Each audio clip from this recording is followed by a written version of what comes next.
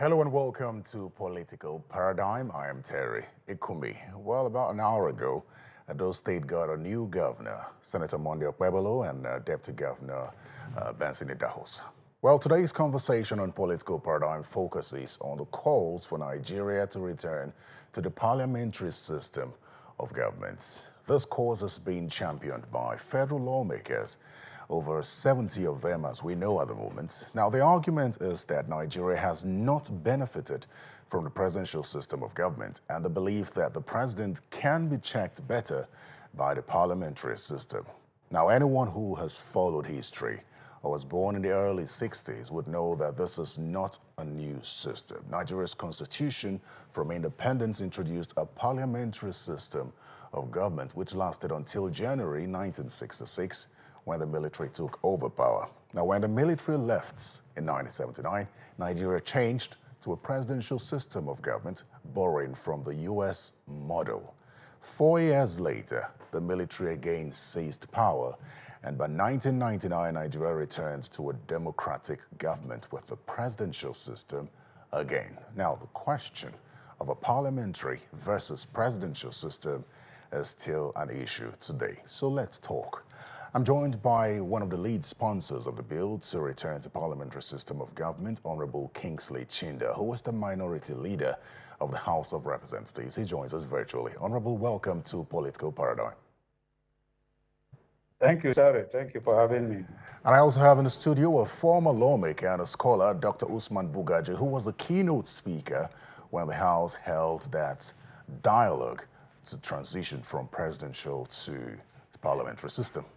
Welcome, Doctor. Terry, it's my pleasure. It is my pleasure indeed to have you. I listened to you yesterday, and I think it's on that basis that I want us to start with perhaps the takeaway from yesterday. It was a big day. Honorable Kingsley Chinda will attest to the fact that there have been ongoing conversations, not on this large scale. The conversations have been more of press briefings to sort of enlighten Nigerians. But yesterday we had persons from different strata of the society come together to make inputs into this bill. The way forward we'll discuss later. But let me get your take, both of you, on what the takeaway was from that event yesterday. I'll start with Dr. Bugaje, please. Well, I think you just said one very important point, that there were a variety of views. It's not one particular straight view.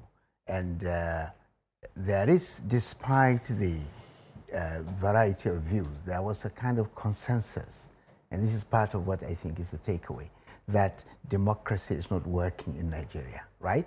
And I think that's the entry point. And that's the point that I think we need to come out as elite and see how can we make it work, and how can we reinvent our politics so that the politics can actually serve the people. The consequences are very clear. If you do not have a system that is serving the people are eventually going to be squeezed, and they will revolt, and there will be conflict, there will not be development, and the whole society will be going down the drain. So if people offer their views in this respect, it is not because there is any particular interest.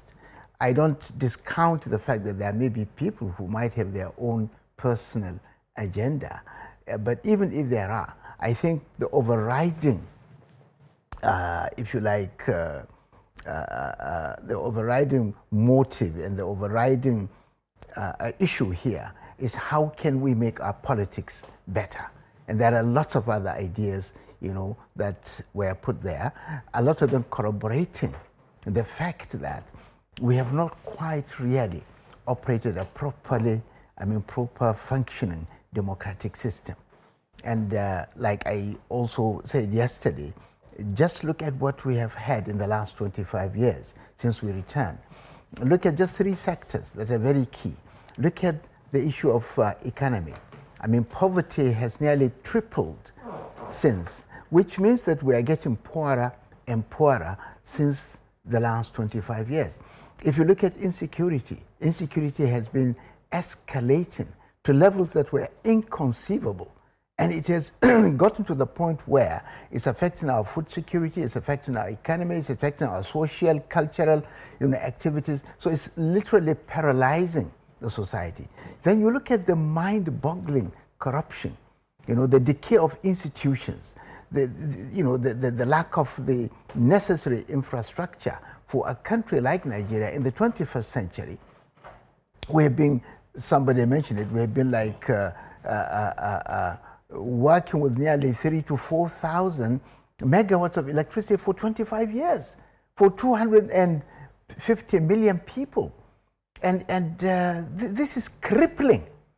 Why is it that in a democracy, with all the resources that we have, with all the opportunities, that we have not been able to do that? So the point is, we have a crisis in our hand. You might say that the crisis in Nigeria is essentially a crisis of democracy, and we need to fix that. And in fixing that, I personally was quite impressed by the innovations of these, group of largely younger, politicians, by, putting that in the context of a homegrown solution. Mm-hmm. I think we should walk away from importing and copying others. We have a history, we have a culture, we have a civilization. If you go back into history, we actually taught Europe so many things. This is not to say if Europe has something that's good and that's working, we cannot adopt it to our own circumstances. But it's to say that also we as a people, we have our own thinking, we have our own ability to think, and we have our own society, we have our cultures, we have our belief systems. And we need to, tailor our political system, our economic system, our legal system to those beliefs, to those socio-cultural features of our own society. Otherwise, we're going to have a disharmony, between the system itself and the socio-cultural environment. And when you have that, you have problems of lack of trust, you have problems, a number of them that we're having at the moment. I like that you talked about some of the socio-cultural issues, and I hope you could expand on that. The reason is the practice around the world, democratic practices around the world, are sort of copied. So many would say parliamentary system is not new around the world. Plus Nigeria has practiced parliamentary system, of course. So if you could explain in details what a homegrown parliamentary system would mean in the Nigerian context, considering our peculiarities, I think that would go a long way to sort of explain. Very good, a very good opportunity for us to. Books have been written. I know we don't read, especially politicians don't read books. But in 1999, there was a book on governance. It was actually a PhD thesis by one of our scholars. He's late now. And he emphasized the issues of, values in leadership. And that is what actually defines a society, right? We have our values. And these values, if you want these values to be reflected in your own system, then it has to be homegrown, because that gives you the opportunity to, infuse or include those values as the basis of your own system. We have, for example, a pecking order, a kind of hierarchy, a respect for people in society based on certain values. And those values that are very good values that have kept our society for centuries, going and growing, they have no place in the new system because we borrowed it, and this system comes with the values of their own society. And if you look at the West today, for example, I know we don't have sufficient time to talk on this, so I'm skipping. No, please go ahead. We'll have time. If you look at the West today, the family system in the West has actually been literally destroyed. Because, you walk on the streets in London or in Leicester or in Birmingham or in Manhattan, in New York or in Washington, and you sometimes cannot differentiate, the gender of a person as they come across and pass you. They have all been transformed.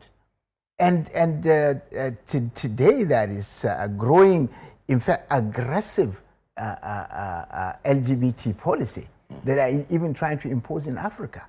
Now, this is the consequences of copying. If we continue to copy, we are now going to bring those things into our own system. And I don't think we like that. And many African heads of state have turned down offers of grants that were tied down to this.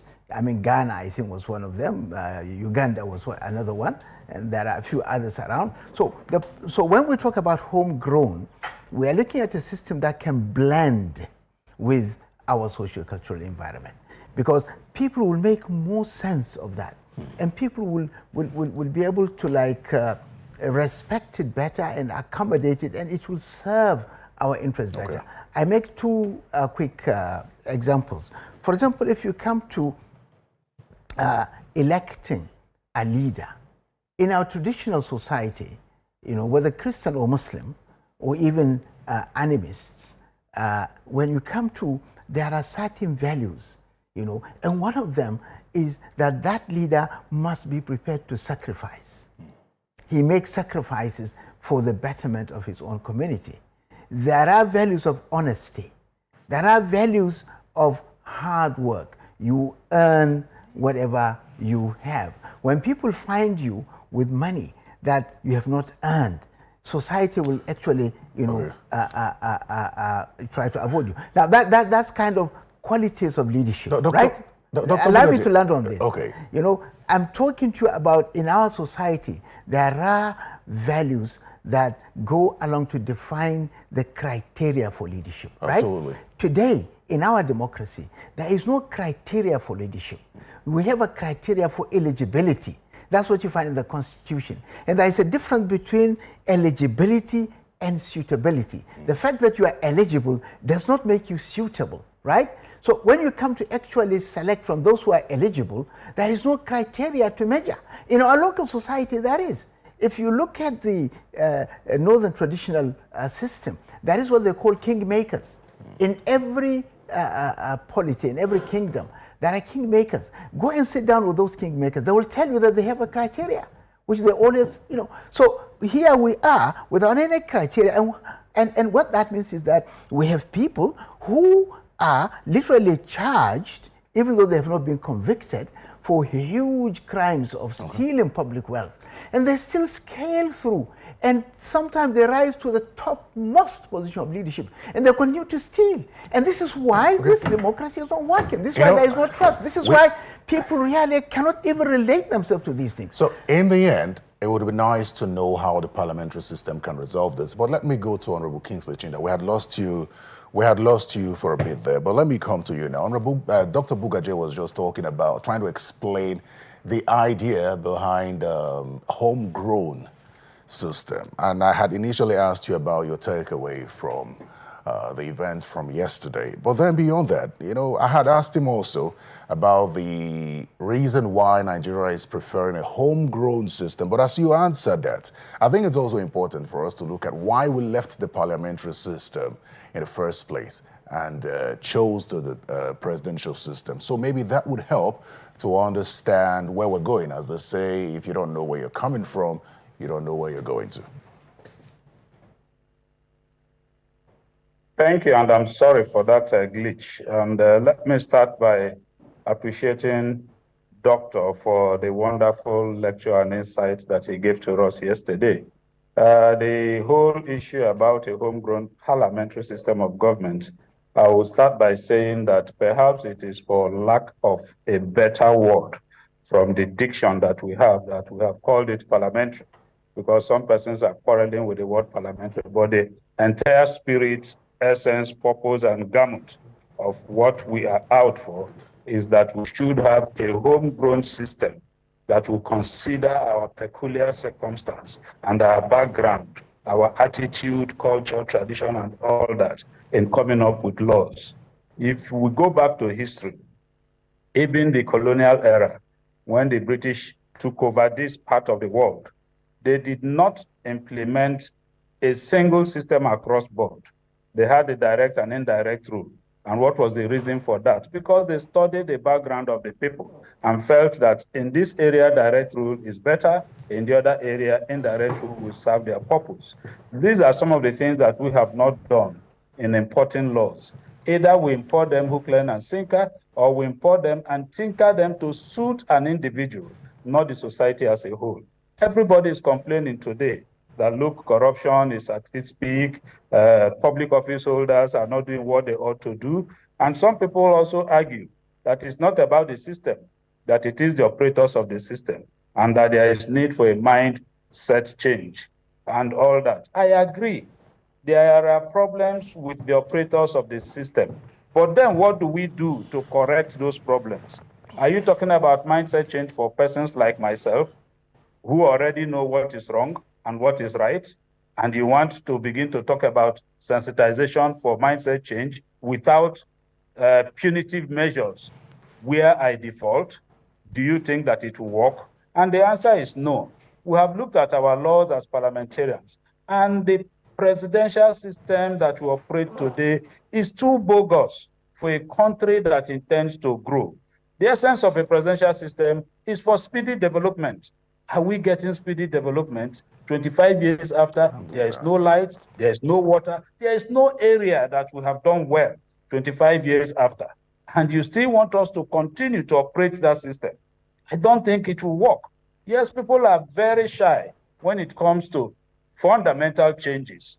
But the truth is that if we want to make progress, we should be ready to make sacrifices. We should be ready to adopt some of these changes. So in essence, the whole idea is that you need to come up with a system which is, to us, closer to a parliamentary system, where you have the head of government accountable to the people.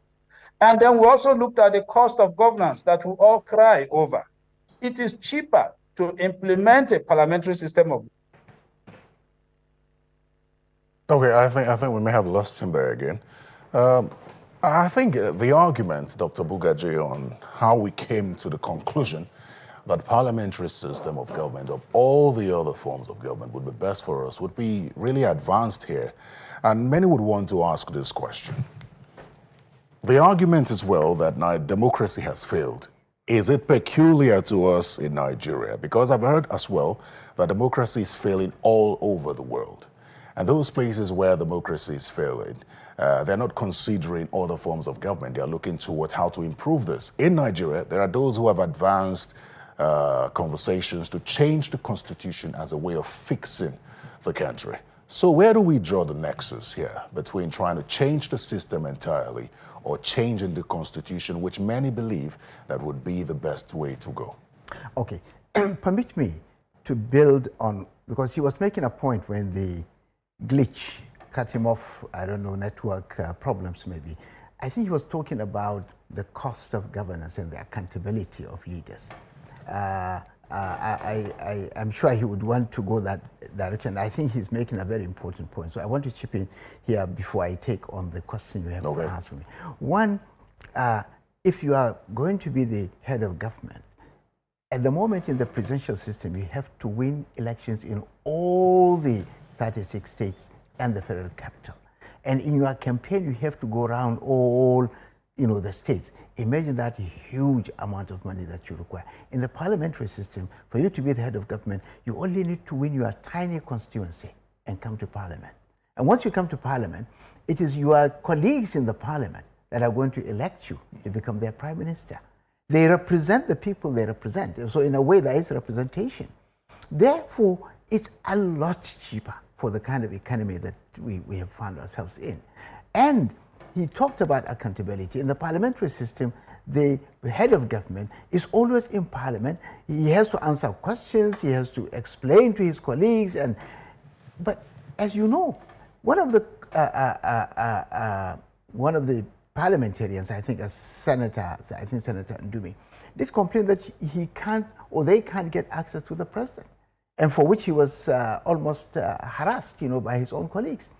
And I recall in Trump's first term, there was a Singaporean diplomat who characterized Trump's government as incestuous, self-preferential insularity, meaning you cannot reach him. During the time of Buhari, you cannot reach him. He was surrounded by the cabal, and so he cannot even be engaged. And this is the executive system we've been running. People stay in the villa for 8 years. You can't reach them. They do what they want. We have seen the consequences of that. But if it were a parliamentary system, you have to come to parliament. every time the parliament convenes, you have to be there. Unless, of course, we have some other, and then you have to answer questions. You have to, engage your colleagues, and all these things are televised. And people do send questions through their representatives. So it's far more engaging, and it cuts, it sort of obviates the kind of situation we have, where people come into power and continue. Now, coming back to whether it's going to be a constitutional amendment or a change, in the system. No constitution change or change in the system. I think the two must go together, because the constitution will reflect how the system you want to run will be operated. It sort of guides you. It defines the powers of parliament. It defines the powers of the prime minister in a parliamentary system. It defines the powers, of every agency of government or every arm of government, so that these powers complement each other, and there will not be any either overlap or some kind of friction or contradiction that will, create this in the system. So I see the Constitution as a tool that guides the operation. So what is fundamental is what system are you going to run? And like I said, if we are making it homegrown, then we are going to infuse our values. For example, we would want people who are going to be selected as leaders at every level. And I'm not saying just the president, the governors, the councillors. Even if you're going to appoint a minister, there has to be some criteria which relates to what, expectations of a society of leadership, right? I mean, if you don't do that, very soon you're going to have a gay couple, as leaders. And I don't think I would like to see that. Because I think that's decadence of the type that we have never anticipated. Therefore, I think the change in the system, and you see, this is not somebody imposing any particular, it's a dialogue. What these honorable members have done is to actually ignite a dialogue on these. And we expect that there will be a number of sessions, people will be making submissions, but it's also a way of building an elite consensus as to what kind of system of government we want to run in our country. It is obvious that the executive presidency or our kind of democracy in total has not worked for us in the last 25 years, and this has to change. Honorable Kingsley Chinda, just before your network interrupted, you were trying to explain the idea behind homegrown, and Dr. Bugaje has expanded that a bit, talked on some reasons why the cost of governance would be cut in this process. And I also asked him about one very important thing, which is democracies all over the world are struggling, but not every country like Nigeria is considering changing the system. So perhaps you could explain why Nigeria's system is changing and the nexus between the constitution change as canvassed by many and the change in the system as you are canvassing. Well, very correctly, like Dr. rightly said, it's a constitutional change that has to do with change in the system. Also, for other countries, they would sit back and find out why democracy is failing in their countries and begin to look for solutions in line with the reasons for the failure. In our country today, the electoral system that brings us into public office appears to be faulty. Our attitude as public office holders appear to be faulty. Our constitution, which we are building on, also appears to give us too much latitude. And these are some of the things that we need to look at and begin to tackle. So we are looking at the constitutional issue. The constitution we operate today builds stronger individual and weaker institution by its very nature. And so we think that that is not good enough for us. The example that Doc also gave, you can be a president of Nigeria for 4 years and decide not to talk to Nigerians. It is not unlawful. There is no law which says that you must, except now that we are struggling to come up with a bill, a law that will compel the president to always come to Parliament to give us a State of the Nation address. Else, there is no law that compels you to do that. But in a parliamentary or the homegrown system that we are proposing, because we want the president to be accountable to the people, you must be in parliament, you must talk to Nigerians through their parliamentarians, and then policies of government will be discussed and understood better. These are the reasons why the democracy in Nigeria is failing. And that is why we are going this way to correct them. Okay. We must not wait for other countries to take the lead and then begin to correct and we'll go back to copy. Let us correct it the Nigerian way and let other countries copy us. All right, beautiful. I want you to speak a little more on the aspect that says that the parliamentary system of government will build stronger institutions than stronger individuals. Firstly, if clearly everybody is elected, and then I give the example of ministers. Ministers are appointed from amongst elected persons. You know that if you're elected, you owe your loyalty to those who elected you because you go back to them if you want to remain in office. You don't owe your loyalty completely to your appointer. That means that that institution is stronger, and you, the individual, will be a little bit weaker, unlike what we have today, that a minister is appointed, the minister is loyal to his appointer, a commissioner is loyal to his appointer, even the supervisor at the local government level. And so they will do exactly what the chairman or the governor or the president wants them to do, regardless of what Nigerians want, because he has a vision and a mission. That's what he will tell you. And then aside that, the institutions that we have, which is both the legislature, the judiciary, and the executive arms, if you also look at the latitude, there are a clear example which former Speaker Dogara gave yesterday, removal of public office holders, which is like a punishment for non-performance. It's almost impossible under the present constitution that we have. As a parliamentarian, if you want to recall me, it is a method. The method to recall me is one that is almost impossible to attain. You need to get about 50% of signatories of those who elected me. And then that 50% is 50% of the entire voters in my constituency, which has almost 600,000 voters. How are you going to get the 50%? Elections that we have held in the past, I'm not sure we have attained more than 200, 300,000 voters in all. And then you need that as 50% when we have had that as 100% of those who have come out to vote. It's almost an impossibility. And these signatures must be verified. So these are some of the things that we need to weaken and strengthen the system. In Nigeria today, we don't even break rules. We bend the rules because of the laws, go through and allow it to sit back. And so it does not help for proper accountability. It does not help for people to be afraid of institutions because you think that you can always get away with it being at that high position. How many people get worried if they're invited by the police today? They feel that it's an institution that they can compromise. The courts are the same.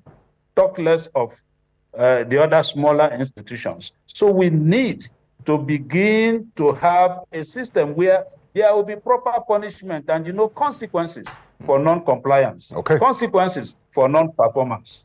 Okay, let me come to Dr. Bugaje now. Yesterday you talked about the need for a change in political culture and for us to create new political parties with ideologies. So I'm just going to, dovetail from that and ask you, amid concerns with this parliamentary system of government, which many say could create dominance of a particular political party. That's the main party. Well, when we speak of parties, the first thing to consider, what is the content? Today, if I ask you what defines APC, what defines PDP, what exactly is the difference between APC and PDP? You look at their manifestos, which is where the content of the party is supposed to be located, you find it is like written by the same person. There is hardly any difference. How is that different from SDP? How is that different from PRP? How is that different from all the other parties? So as far as I know, and I've held a party, as you know, in my at one time National Secretary of the ACN, then ACN. We tried during my tenure to see how we can actually build content, and we started. And I know I did quite a number of things, but time will not allow me to say them now. But the point is, our parties in Nigeria today, they have no content, they have no conscience, and they have no courage. If you see the kind of thing that parties do, I mean, for example, you take a party, you take a person who has been shown all over television, you know, putting dollars in his own pocket, and you make him, you know, the chairman of your party. What are you telling us? I mean, this is the face of corruption, literally. And then you have him there as your party chairman. And so these are the kind of things that basically kill democracy, because they rob it of that trust. I mean, this is a person I've known for such and such as, and now if he is the head of the party, then you are saying this person is defining the party, right? So definitely, if we want to run proper, sustainable political parties, we have to come back to content. You know, what is it that really put the people in that party together? I mean, if you look at other parties around the world, you can go to Singapore, you can go to Japan, you can go to Europe. Every party you take, you can go to the US, it has a particular way of looking at governance. It has certain values that defines it, that makes it different from the others. And this is why you find people who have lived all their lives in politics, but in one party. Very rarely do you have somebody switching from Republican to a Democrat. So in fact, some of them, their grandparents, their parents were all Republicans, and they remain Republicans because they believe in those values. They have been raised, you know, under those or by those values. Okay. And so there will be consistency, there will be conviction. At the moment, I don't think any member of any particular political party today in Nigeria has any courage of conviction that he can really come. And this is why it's easy for them to move from. Bugaje, is this not a problem?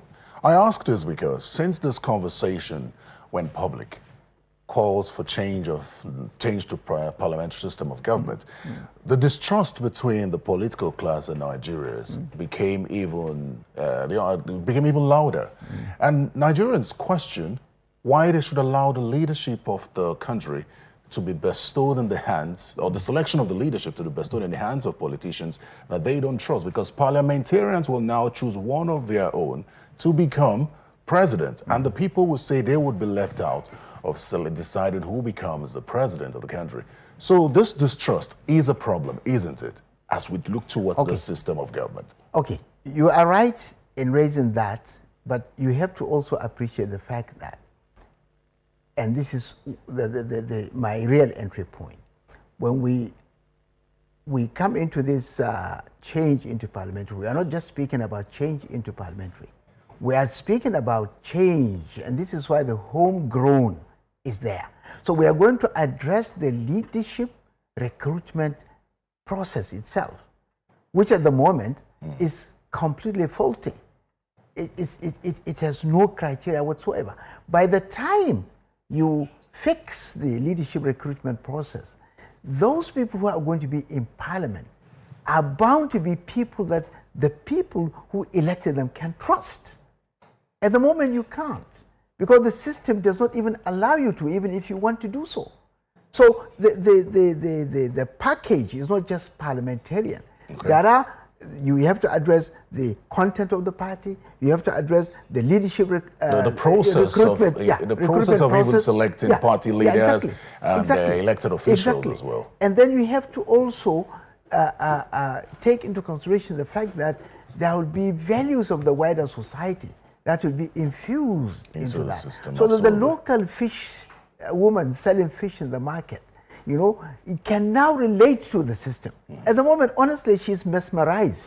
Let me go. By the way we do this election, she doesn't even get into it. She doesn't understand. But if they were going to elect the chief in her own community, she'll be directly involved. No, you will see her agitated with a lot of passion, because she understands what is happening. But this is a European thing that we pick. Nobody really people understand it, and then Let me bring in Honorable Kingsley Chinda here to speak on this issue of trust, of the trust deficit. I know you followed the conversation. Well, clearly, no doubt that issue of trust on public office holders is there, and the reason for that is because of our conduct. I keep saying, and I will say again, that for public office holders, we should endeavor to be role models, just like pastors or imams in society, and we have lost that, and that's why there's distrust. But further on this conversation, is it easier to trust the kings and your community that you know better? You know my character, you know my antecedents, than to trust Andaji Shehu, who is running for presidency, that you don't even know when it comes to presidential election. I think that what the new system, the homegrown system, will do is to throw up competent and capable people, because you now know that the member you are sending to the National Assembly could be the President Minister of Nigeria. And so you go with your best 11. You know that the councillor you're sending to the local government council should be somebody who has capacity to be chairman of that council. And so you will not go with a mediocre. A little bit of that blindfolding by either religion and all that will be watered down, because you want to send your best. Okay. Because anything could happen at that stage. And then it is also true that amongst colleagues, assembly, we know ourselves better, and we know those that are more competent to handle offices much more than the electorates at home. And so if we are electing amongst ourselves somebody to be prime minister, there's a likelihood that we'll have a better quality representation than when you throw the person open to election in the entire country. I don't want to talk about the issues of cost and all that, but I think that this new homegrown system will build more trust and confidence in the people. More so when public office holders will have no option than to sit up, because if you don't, you'll be thrown out easily. All right, that's a good point. Now, let me ask you this. You mentioned, you touched on it a bit, but let me ask you. Nigeria is very diverse. Just about every policy of government or every action of government is considered on various fronts: tribe, religion, ethnicity, region. So let me ask you, what will be the place of region, tribe, religion in a parliamentary system as you're proposing? Clearly, these issues were considered strongly, and we felt that the best way to diffuse these issues of tribe, religion, and all that, it's also this system where you elect your members and allow the members to, amongst themselves, get the prime minister and the ministers. And these persons will also be accountable to Parliament. You will also agree that once you have ministers in office that are from Parliament, the likelihood of tribalism will be reduced, because you are accountable to your colleagues in Parliament that are from all other parts of this country. And so if you are recruiting, I use that as an example, you are recruiting or employing in your ministry, and you decide to employ people from your part of the country only, by the time you come back to Parliament, your seat will be at stake, because your colleagues from the other parts of the country will not tolerate that. They will not agree to that. But today, if it happens, what do? You summon the minister to committees. Some would not even attend. So, Honorable Kingsley Chinda, with specific focus on the president or the prime minister, as the case may be, would there be considerations as to where he is from, what religion he is, and as we see now?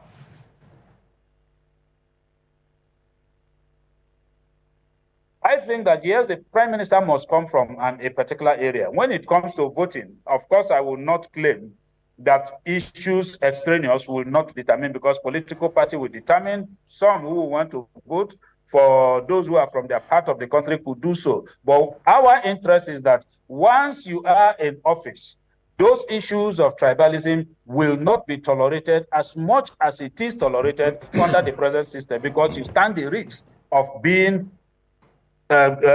blessed with a vote of no confidence, and then you lose your seat. All right, fair enough. Dr. Bugaje, that is a problem on its own, isn't it? The fact that I don't think it's a problem. Just a second. The fact that the Prime Minister can be removed at any time.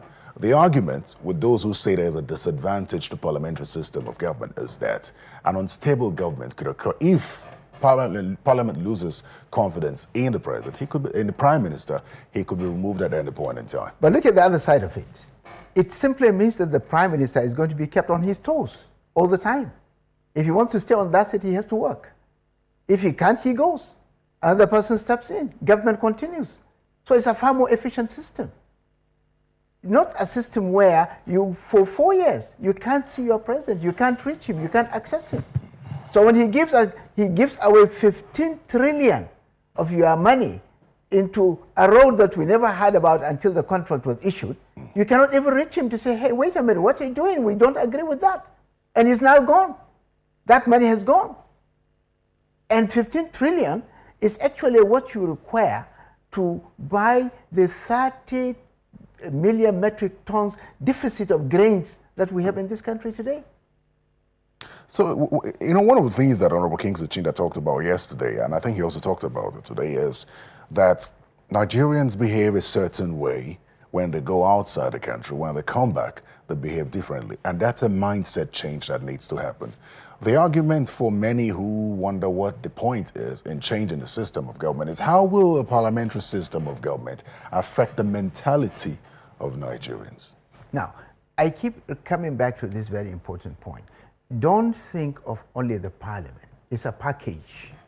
Think of the party, which is going to change, which will have context, and which will have content, which will have conviction, which will have some level of ethical consideration. Look at also the leadership recruitment process. That's also going to have certain criteria. So by the time you apply these two and perhaps more, you're going to have entirely a different set of people. And this consideration for religion and tribe is usually magnified when there is no competence. It is lack of competence that magnifies this. This issue of these considerations, they only thrive when competence is not there. If you want to fly to Lagos, maybe your office in Lagos, needs you for some work, right? Are you going to bother yourself about which tribe or which religion is the pilot? All you want to know is that this is a certified pilot who can take you to Lagos safely, right?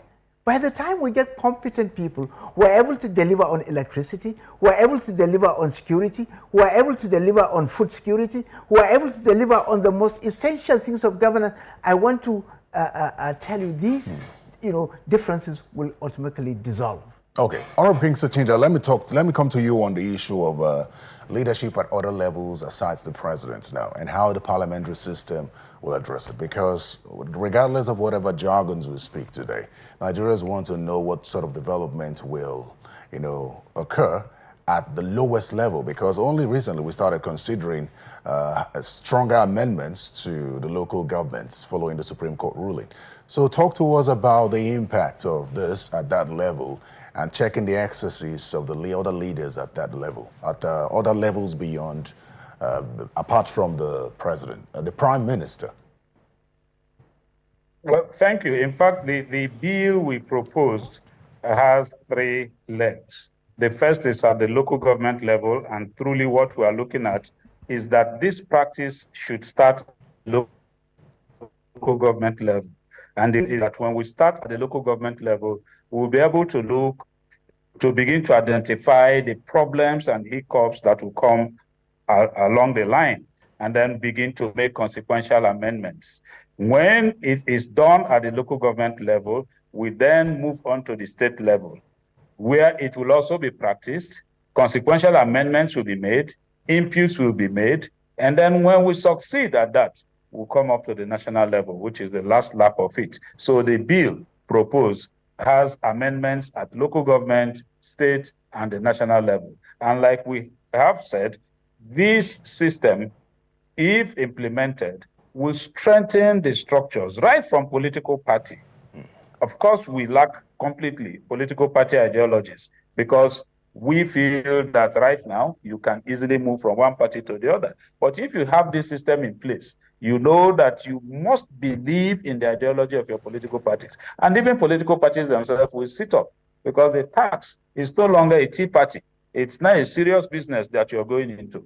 And so it will impact from the grassroots.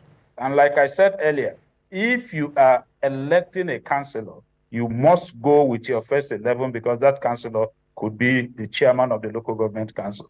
And so that room for mediocrity will be drastically reduced. I wouldn't want to say it will be erased. We are not also saying that this is a magic wand.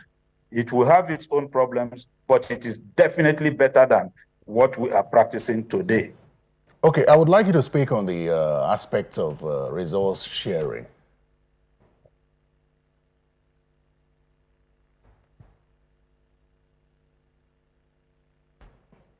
Honorable, I wanted, you've spoken about the political aspect of things, but I want you to speak on the aspect of resource sharing, which is a major problem with the presidential system that we operate now.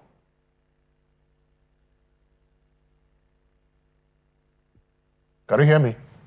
So, okay, let me come to Dr. Bugaje. I think the service providers have acted again. The political aspect of things is one side. Resource sharing is another. And the reason why this is a conversation is because this is a process that must be touched on by the subnationals, and they must sign off on it as well. And everyone would want to know how resources would be shared in a parliamentary system of government. I really don't see a problem with that. Resource sharing throughout the world in every government is guided by a formula. And this formula is revisited after every period of time that they agree, because the whole structure, is dynamic. So, for example, you may have discovered new resources, so more funds are available, or certain things have happened, the prices of something has gone down, I mean, let's say crude oil or whatever. So what I mean is, it's always guided by a formula, and that formula is, based on certain principles. There are principles of development, principles of population, principles of this and that, whatever. And it's debated openly with everybody's representative on the table. So it's not like somebody going somewhere and crafting something for his own people alone. No, it can't happen in a proper democracy.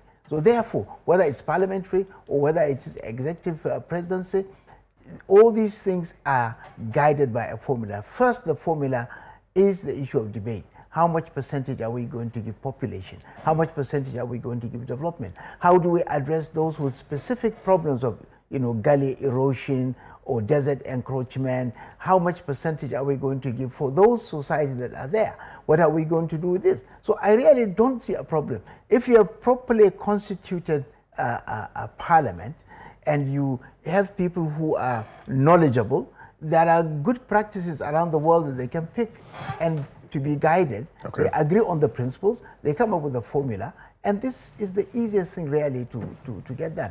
Both resource sharing and power sharing are very easy to make because you have formula. What is actually the problem is religion and tribe, which you cannot share.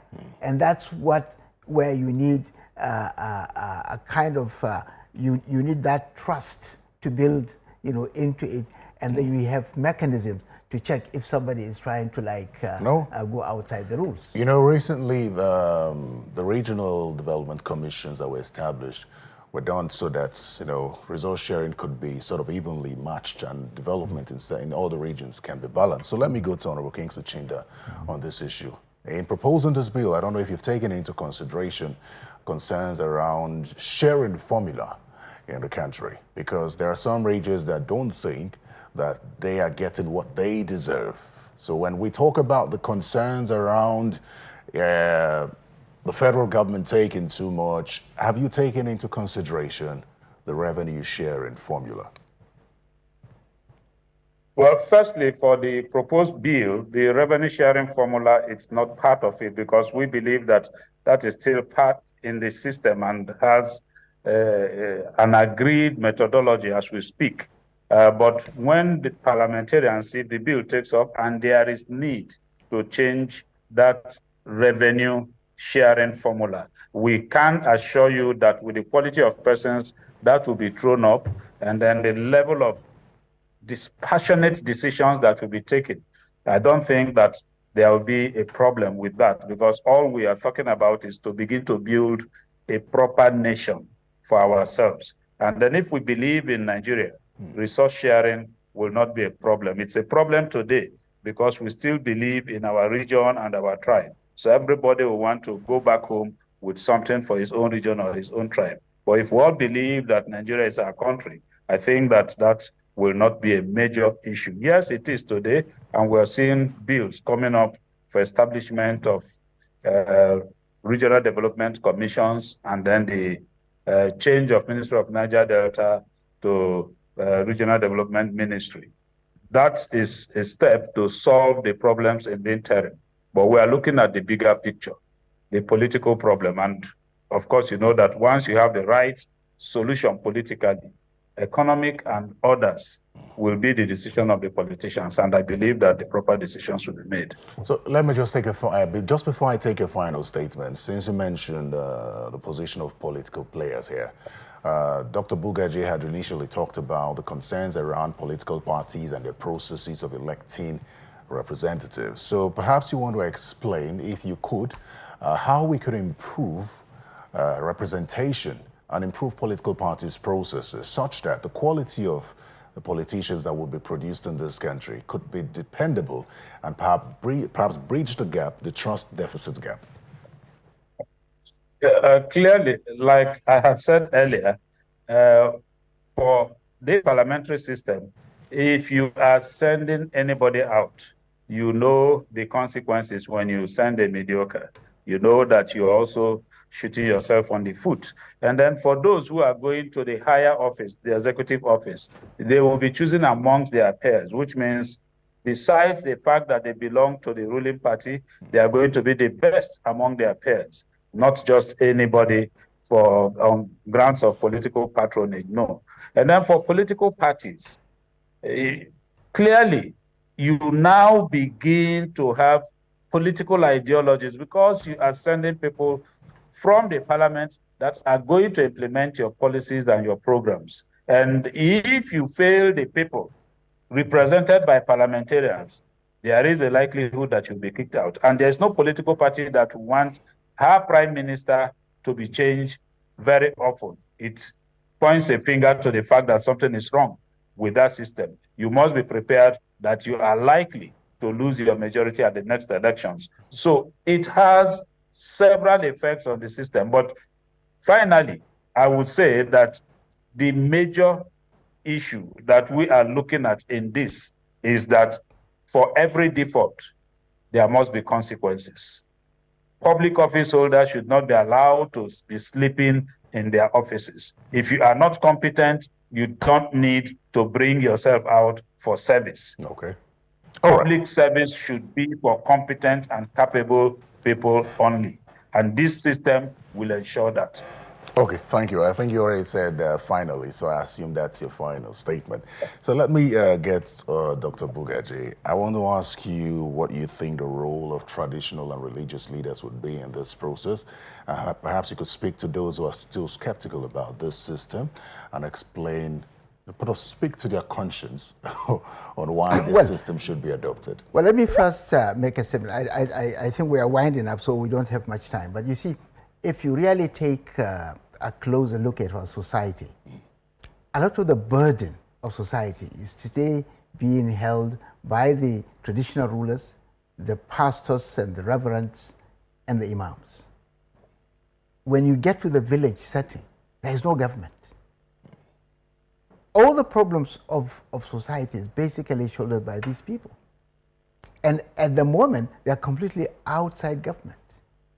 So I think any constitution must recognize the role they are playing and try to factor that in and give them the necessary support to continue the good work they are doing. So that's one point, and that point has been made severally, and I think it's part of what they are considering in the amendments of the Constitution. But you see, when you speak about the system of government, beyond the recognizing or the recognition of the different elements in society that are functioning, you need to look also at the world that we are going to operate in. And this conversation is not easy for people whose level of understanding is very much limited. And sometimes we operate like we are the only country in the world. We are a small dot, so we have to look at the wider society. And I always want us to remember that our population is growing, and the role we are going to play in the world is going to be growing with our population.